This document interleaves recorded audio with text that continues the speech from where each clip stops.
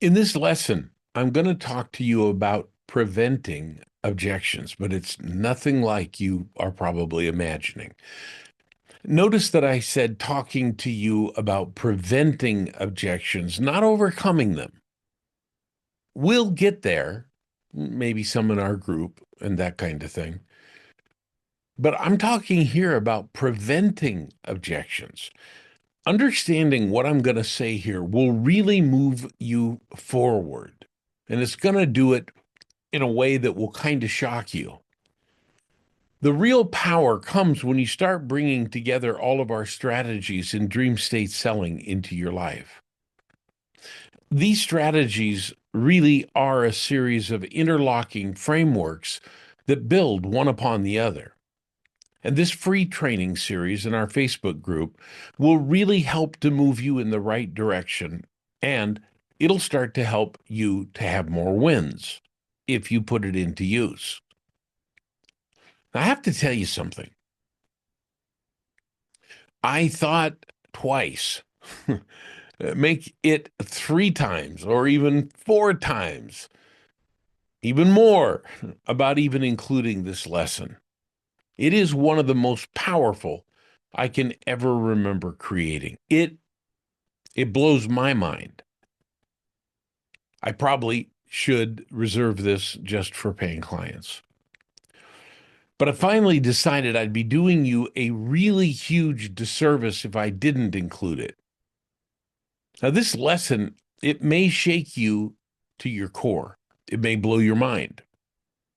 What I'm counting on is that it makes you want to be better. I'm counting on it motivating you. So I'm including it. All right. Are you ready? The first thing that I'm going to ask you sounds really, really simple. Do you really want to know how to prevent objections? It's not too late. You can shut this off and live in oblivion. What? You do want to know? Are you sure?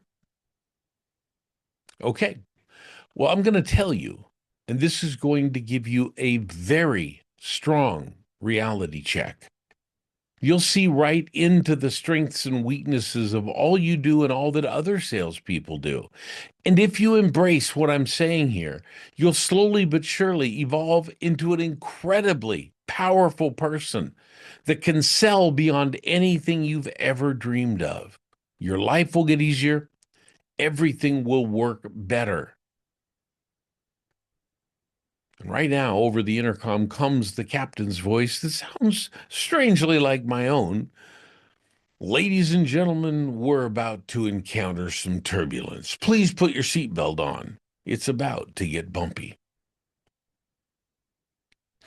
So, I'm going to talk about a number of things that cause objections and some strategies for dealing with them. So, first of all, the very best way to overcome an objection is not to get it in the first place. Now, I realize this makes a lot of sense, but most salespeople don't think it's possible. But I'm here to tell you that it is possible. And one of the very biggest key elements that help you to not get objections is to be the authority. And by that, I don't mean a fake authority.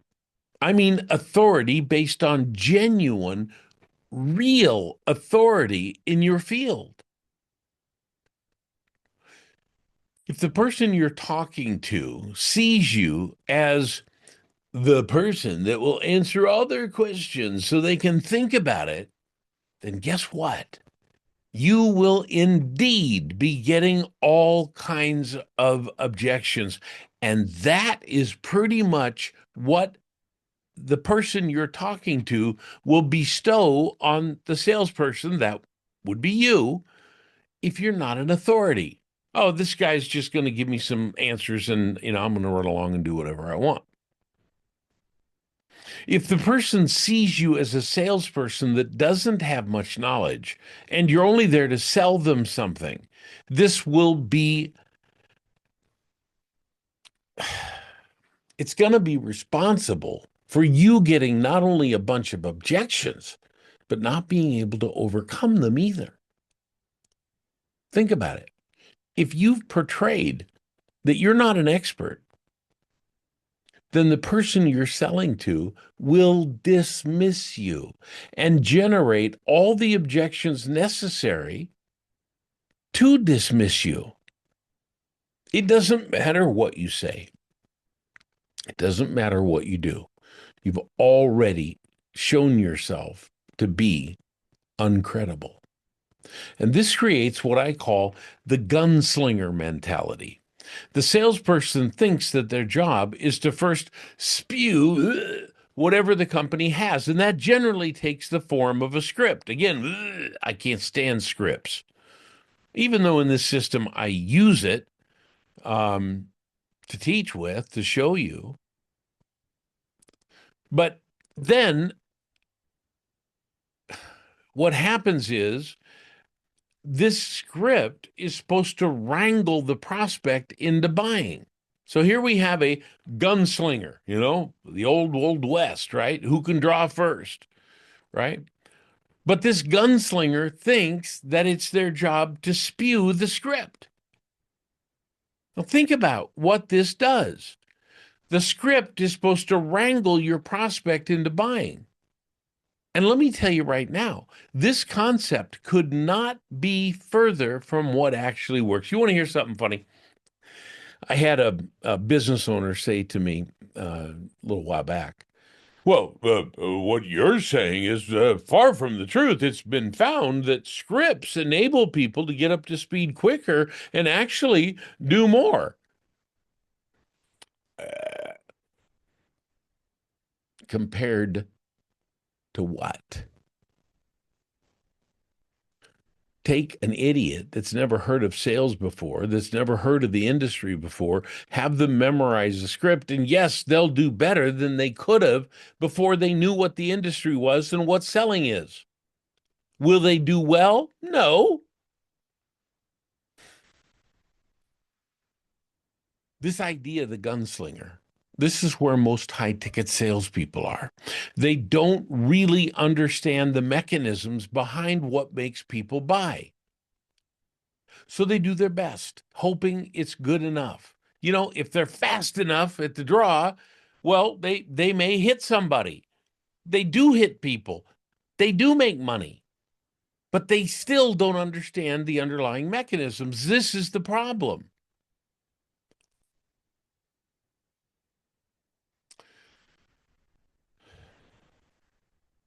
When they don't understand the mechanisms, they don't know why people aren't buying.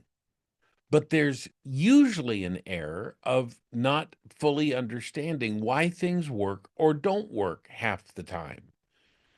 Dare I ask that you look inside your own mind, inside of your own way of thinking? It's what's creating a bunch of the objections you probably are getting if you fit into that mindset, even a tiny little bit. So, what do, you ask? You were hired by the company to be a salesperson, and you probably aren't the most knowledgeable in your field.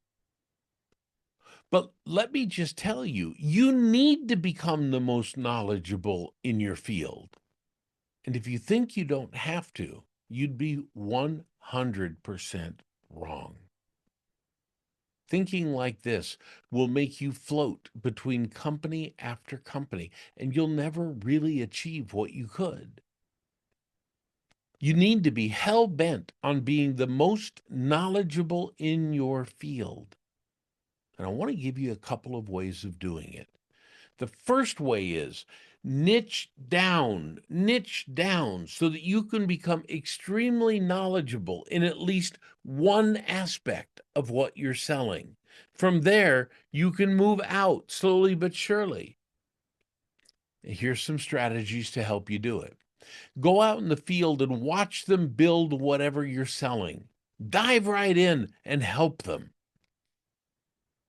Ask the people that are building every question that you've ever had. If it's coaching, and coaching is, a lot of high ticket sales, then sit in on every group call you can. Ask for the coach to coach you through the process so you can become a better representative of the company. Do you know what? Any company that wouldn't like that has something wrong with them. Seriously. You want to be hell bent on being a product of the product yourself. You want to become close to as good as the coach himself or herself for all practical purposes. Now, you don't want to say that. Well, you could. I mean, what you want to do is be the best product of the product that you can be. It doesn't mean you're going to go and coach the people that you're selling. It means you'll understand the process. So if someone mentions something, you can use your mind, your language, your understanding to help them be assured that what they're going to be doing with you is absolutely the right thing, the best thing, the thing that will get them to their what? Dream state. Yeah, now you're getting it. When your prospect sees you as an expert, a lot of their objections just melt away. They don't even come up. Yeah, you're still a salesperson, but now you're a salesperson with expertise. And believe me when I say it comes across. Let me give you a quick story that'll help you understand a little bit more about objections. So, when I was 18 and first started selling in the fitness center, remember the story on that, I'd get the have to talk it over with my spouse on every bloody presentation I was making. It infuriated me. And I finally got so upset with myself that I decided I'd learn every single way of overcoming that objection that exists. I went out, I spoke to every boss that I could get my hands onto, every salespeople. How do you handle this? And I put a whole list together and then I memorized them. Yeah, it was the equivalent of horse wrangling. It wasn't nice. It wasn't even respectful, but I was determined to overcome the objection. So I spent about a week, maybe 10 days. I was studying, memorizing like mad, and then I was ready. I went into the center prepared. The first person I talked to didn't give me the objection of talking to their spouse. What? They gave me the objection that they wanted to think about it. What the hell? And then every person thereafter had to think about it. But nobody gave me the spouse objection. Man, my brain was blown. It's like, what the heck is going on? I'm ready for you. Give it to me. Come on. Nobody. And this made me even more angry. I was so prepared, but I couldn't get the objection. So I did the same thing and I learned everything I could about the think about it objection till I believed that I was able to handle it no matter what. The next week began, I strode into that center, man. I was ready for bear. And you guessed it, the first client I talked to didn't give me the think about it objection, nor did they give me the spouse objection. I'll tell you this, my results started increasing something fierce. But listen close. There was a very dark side, a very negative side to what I was doing. It wasn't nice. It wasn't kind. It wasn't respectful. It was not helping me win friends and influence people. In fact, quite the opposite. And I noticed that I started getting a lot of cancellations. High pressure really wasn't cutting it. I had reached a limit and I couldn't get beyond it. When I'd see people at the grocery store or out in the neighborhood, they wouldn't even look at my face. They'd run from me. I had become the opposite of what I wanted to be. But what dawned on me, even though it took quite a bit of time to get there, is what I'll share with you right now. Are you ready? I promise you, this will rock your world. Here we go. You are creating the objections you're receiving. Think about it. You are creating the objections you're receiving. In what you're saying, you're actually creating the objections that you're wanting to overcome. Let me tell you something. This can be fixed in your presentation if you're willing to put in the work. And if you don't, you will work all right. You'll work like crazy to overcome all these objections that your prospects are spewing at you, that you are creating. I want to tell you something. It's much easier to do the work on yourself so they don't have to be overcome all the time. It's far easier to continue to master the process of persuasion so that the objections, they just melt away all on their own. It also depends on having your presentation use all of our system so that you're able to allow it to create incredible results with a whole lot less work. All right. Told you. Some really interesting and powerful stuff if you open your mind, keep it open, and really listen. What you're hearing, you've probably never heard before. Okay, next. It's not rapport that you're wanting, it's trust. Trust destroys objections. So, rapport is generally defined as someone liking you.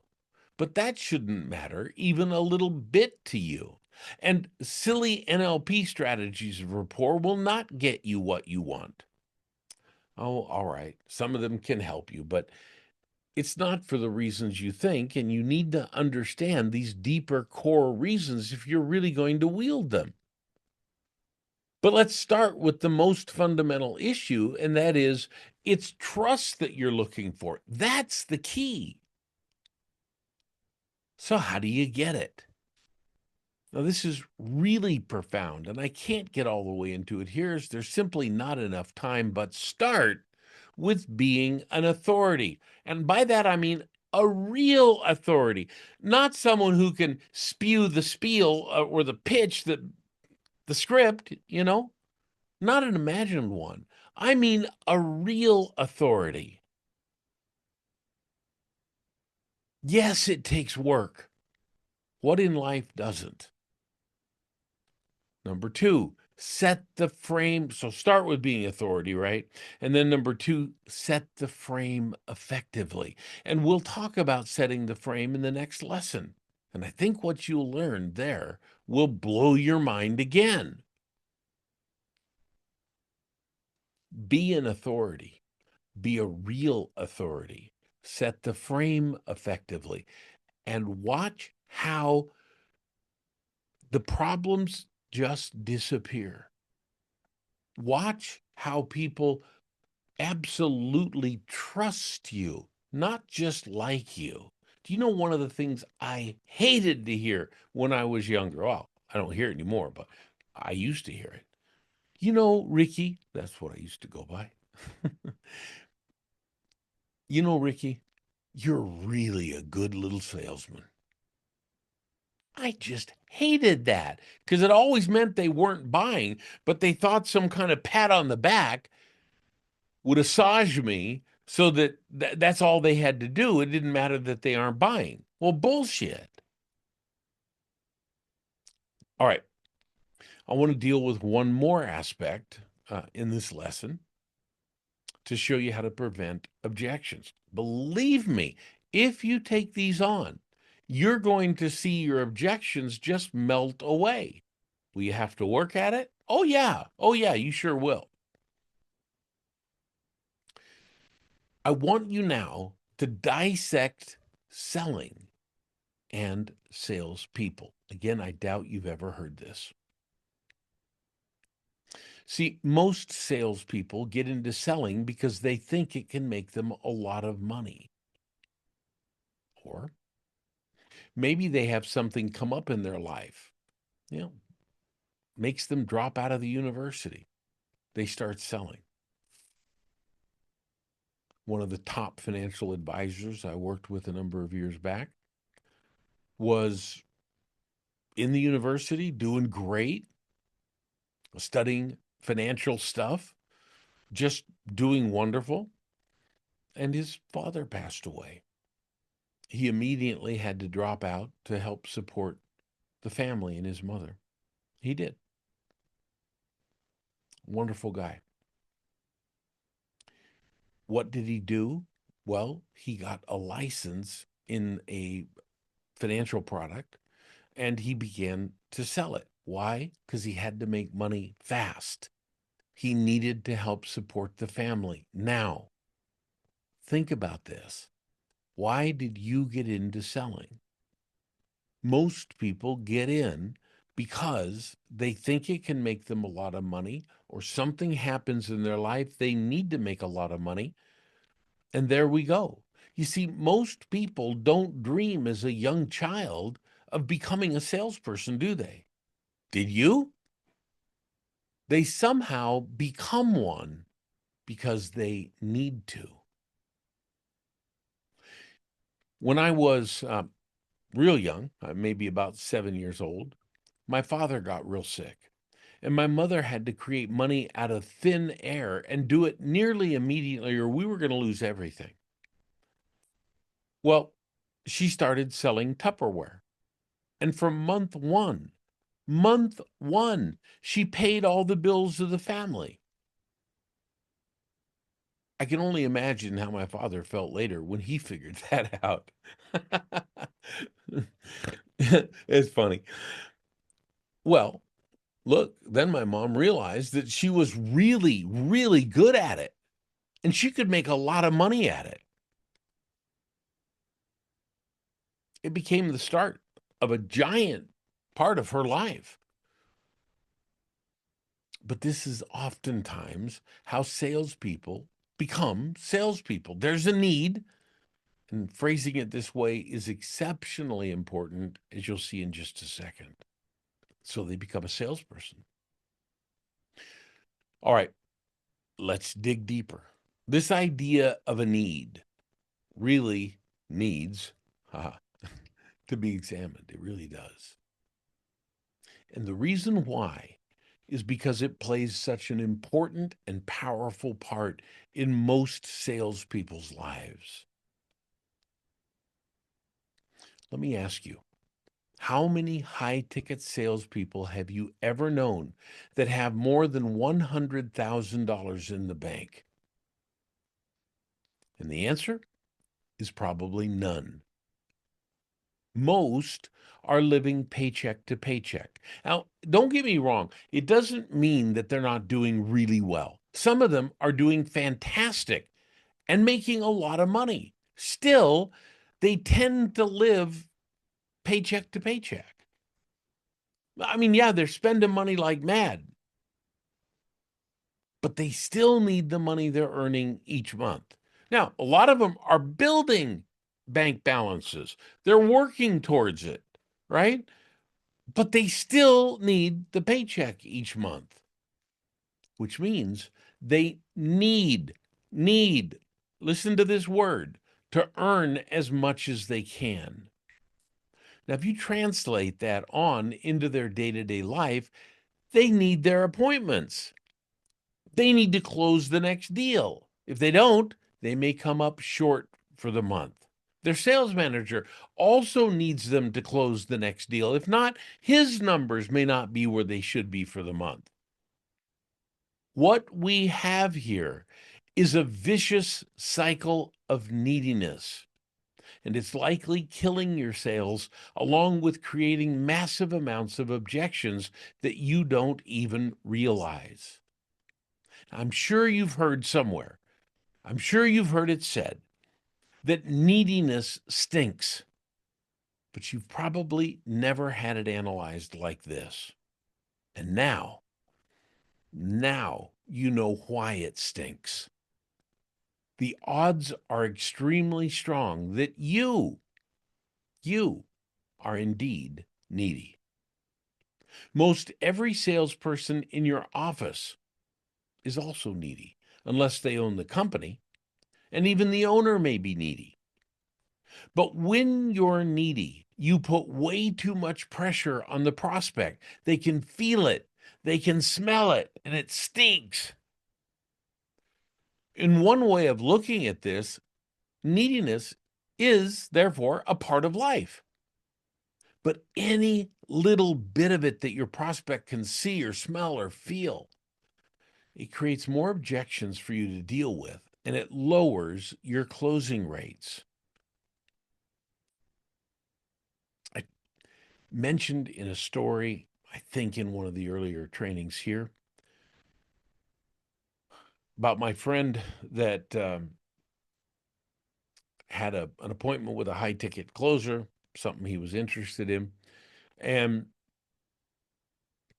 the guy goes off on this. Oh, well, what part of the world are you from? And my friend says, Florida. And the guy goes, Florida, I've been there before. Wow, in fact, I'm coming there again, he says. My friend goes, okay, that's great, I guess.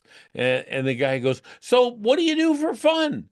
He was desperate. He's reeking of neediness, desperate to try to make my friend like him.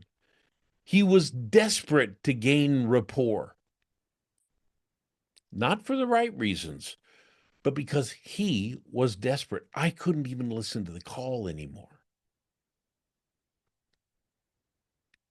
Then he went on to try to set the frame. Well, let me tell you how this call's going to work. I'm going to ask you some questions, and you feel free to tell me exactly the way it is. And then I'm going to tell you all about our product or service. And at the end of the call, I expect you to make a decision, one way or the other, for or against, doesn't matter. Sound fair enough? I couldn't listen to any more of the call. I just told my friend, that's it. This is the most ridiculous thing I have ever heard in my life. I can't believe that people are this needy and this bad. I'll show you in the next lesson a little bit more about framing. You'll understand. All right. So if you want to learn to get less objections, you have to also learn how to get rid of neediness. Well, it's a little bit easier said than done because, first of all, you have to admit you got some. Let's be frank. Everybody has some, if it's just a tiny little smidgen, up to lots. And most of us have a whole lot more than we're willing to admit. One way that works to get rid of this is to simply dissociate from what you need when you're talking with clients. You need to believe that you don't need them or anyone. Hey, I'm just having a conversation. I'm going to do what I can. Of course, my job is to influence, but if you don't buy, you don't buy. I don't care. I learned this lesson again back in one of the health spas I ran.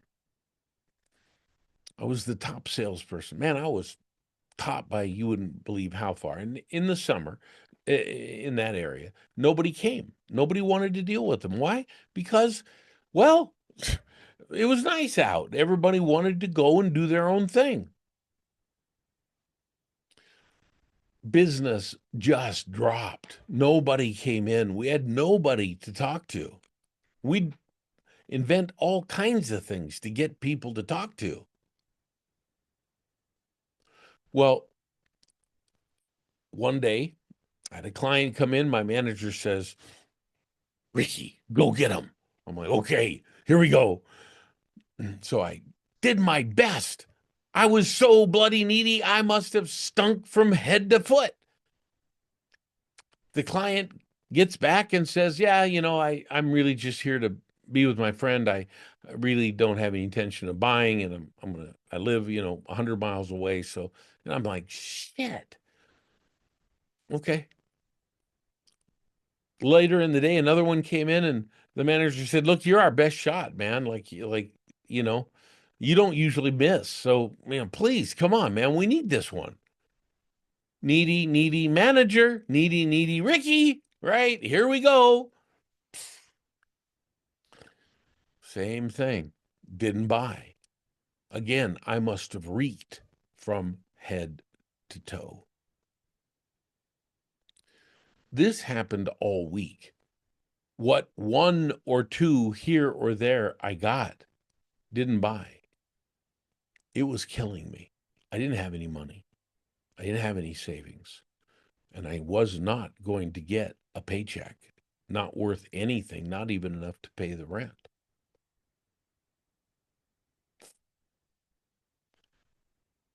I said, that's it. Talked to my wife that night. I said, I I give up. I've got to go get, a better job. I got to get one that pays me a salary because this is not working, and it's not my fault. I'm good. It's just the wrong time of the year, and it's going to be the wrong time of the year for the next 3 months. Well, I didn't figure I could actually set the job down until the following Monday. It was like Friday.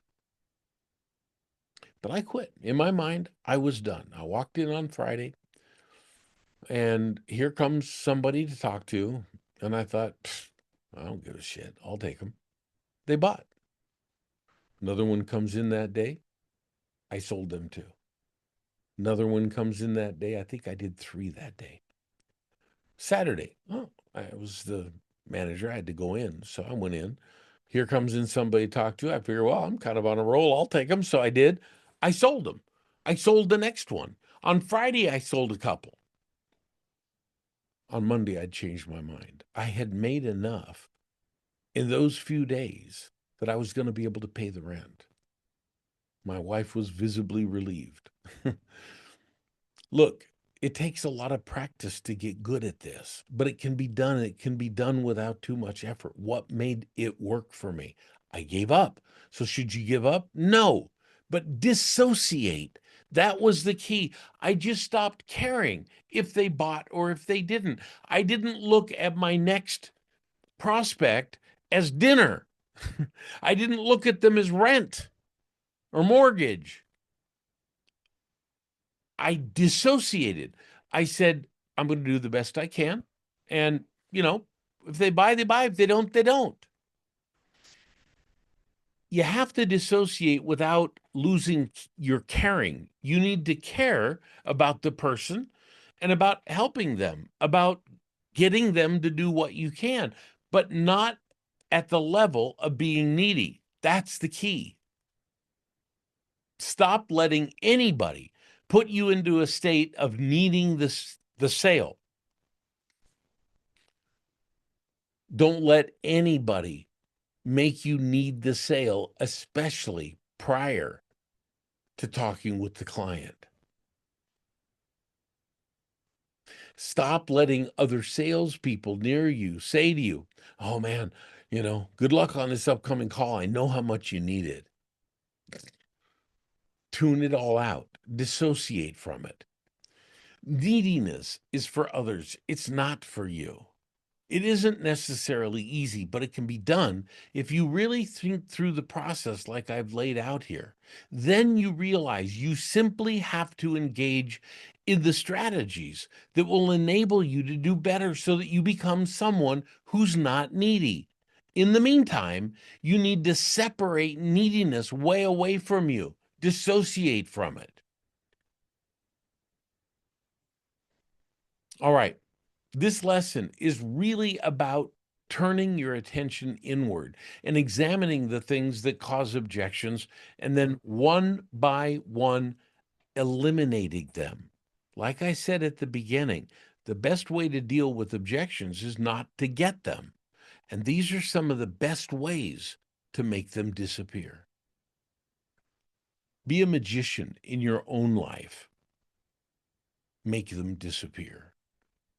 Just listening to this lesson will begin to open your eyes and open your mind. And as that happens, you can begin to reorient yourself, even if you're not yet aware that that's what you're doing. You begin to see a better picture that enables you to really work hard to become an authority, a better picture where you don't need anything, a better picture where you sell with an integrity. You're honorable, you're kind, you're nice. A better picture where you understand the importance of learning and of really mastering not only your field, but also the field of high ticket selling.